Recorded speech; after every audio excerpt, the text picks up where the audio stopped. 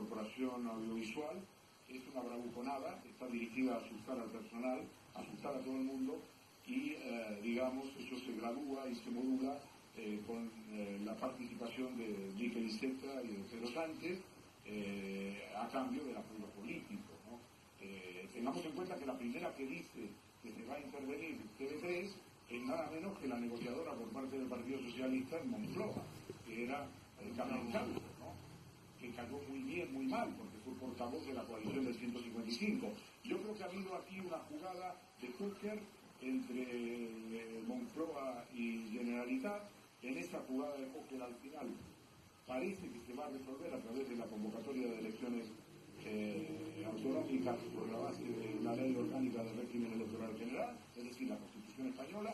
Y a mí el problema que veo, y quería compartir con vosotros, es que es un salto en el trapecio tremendo por parte de Puigdemont querer convocar elecciones con la garantía de que no se aplicará el 155 el día jueves a declarar la República Catalana. ¿Cómo? ¿Hay algún trapecista en el mundo que vosotros conozcáis que pueda hacer este salto de decir, sí, voy a convocar, si no me intervenís, si no me aplicáis el 155, voy a convocar elecciones autonómicas en base a la ley orgánica del régimen general, en base a la Constitución española, en base al Estatuto, y al día siguiente, de alguna manera, estimular o apoyar la declaración del Parlamento en el cual se insta al Gobierno a dar los pasos de la ley de transitoriedad? Yo digo, Luis Companys, el 6 de octubre del 34, dio un discurso en el Palau. El señor Puigdemont, el señor Junqueras no ha abierto la boca en el Parlamento, ningún miembro del Consejo habló en el Parlamento.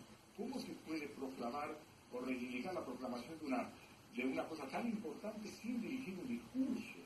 El discurso lo hizo Puigdemont después, pero fue un discurso prácticamente arrancado por las necesidades, lo hizo fuera de la Cámara. En fin, yo creo que aquí hay muchos elementos de diseño y como decía Unamuno, sí, no lo quiero repetir porque es muy conocido, pero que a los catalanes a veces les pierde el diseño. La estética, perdó. L'estètica, la deia ja. Ernest Kaiser, doncs plantegem aquesta reflexió que ens has deixat damunt la